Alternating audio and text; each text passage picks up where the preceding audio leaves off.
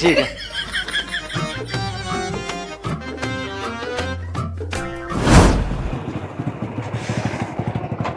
अब बैठ जल्दी। बैठ तो मैं जाऊंगी, लेकिन ये बाइक तो मुझे कहीं जानी पहचानी सी लग रही है। अरे ये बात सब छोड़, तू जल्दी बैठ। जानी पहचानी से लग रही। पिज्जा खाएगी ना खाने की? हाँ पिज्जा ही खाना है मुझे, बाइक से क्या रिश्तेदारी जोड़नी है। चलो जल्दी। यो तो नितिन की बहू जा रही नरेंद्र के साथ। अभी बताता हूँ नितिन से जाके।